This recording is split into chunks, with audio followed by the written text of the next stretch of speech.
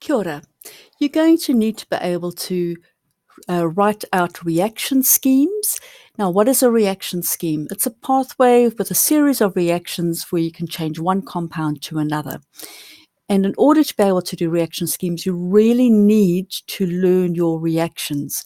So you need to learn them by reactants, by product, by reagents, as well as any tips that you have from color changes, so any tests, decolorization of bromine or the Tollens test or silver mirror test and so on.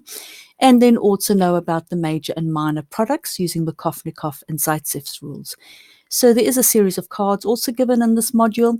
Use them or make your own flashcards where you can learn these reactions. So for example, if I've got a primary alcohol as a reactant, what sort of reactions does it undergo?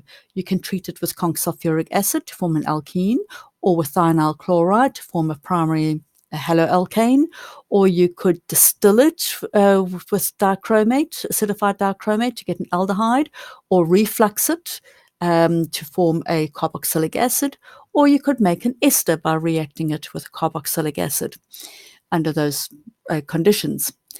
By a product, learning them by the reactions by product, you could say, okay, how can I form a primary alcohol? I could use concentrated sulfuric acid with an alkene, or I could use aqueous hydroxide with a haloalkane, or I could use sodium borohydride with an aldehyde. Each case, I will form a primary alcohol.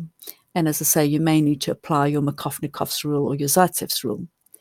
Then learning it by reagent. So make a list of all the reagents you need to know and then work out the reactions each one does. So for instance, aqueous hydroxide, you could use it to convert a primary alcohol to a primary alkyl halide to or haloalkane to alcohol, or a secondary one, or you could do a base hydrolysis of a polyamide or a base hydrolysis of a polyester, or you could do simply an acid-base reaction with a carboxylic acid reacting with a base to form a salt. So learn them like that. So here is an example of the 2013 exam question. So you're given a scheme and you're given some information. So go through the information carefully and see if there's any tips or clues. And the key thing here, it says that compound C is basic. So the only functional group you know that's basic in that list of functional groups you have to know is an amine. So we know compound C has to be an amine. Now that means we react B with methanamine to get an amine, which means if you know your reactions, if a methanamine is a primary amine, which we know reacts with a haloalkane to give a secondary amine. So that must be a haloalkane. So to go from an alcohol to a haloalkane, you need thionyl chloride. So that's my reagent.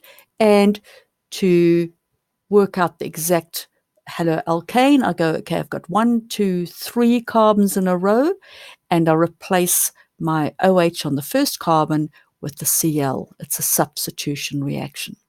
Then again, I substitute the Cl with that CH3NH, as you can see over there. So there's my very short reaction scheme, but you do need to know those reactions. Here's another one. Looks a lot more complicated, a lot more information is given, but just go step by step. So work through the information, highlight and think, what do you need or what do you know about what's given? So the first thing we are told about a major and minor product. So immediately think, it's Markovnikov or Zaitsev. It must be Markovnikov because I'm going from an alkene to an alcohol. So a minor product and a major product. Then you are told that A is oxidized. So our alcohol is oxidized, and so is B. Now, what is the major product from Markovnikov? We know that the hydrogen will add to the carbon with the most number of hydrogens, and therefore this will be a secondary alcohol, and therefore that would be a ketone, whereas this will be an aldehyde or carboxylic acid because we're coming from a primary alcohol. Now, we don't know yet which one it is, so we carry on further, and we are told that compound D can form esters. So it means we haven't got an aldehyde here, it's carboxylic acid, because a carboxylic acid would react with an alcohol to form an ester. Then we know that if we treat a carboxylic acid with thionyl chloride, we should be getting an acyl chloride, and therefore this would be an amide. So putting in our exact compounds, there's propene, 3 carbons for prop, and then a double bond. Remember, for the major product, the OH is going to add on that middle carbon because the hydrogen adds to the carbon that has the most number of hydrogens. And my minor product will be when my OH goes onto the first carbon and the hydrogen onto the second carbon.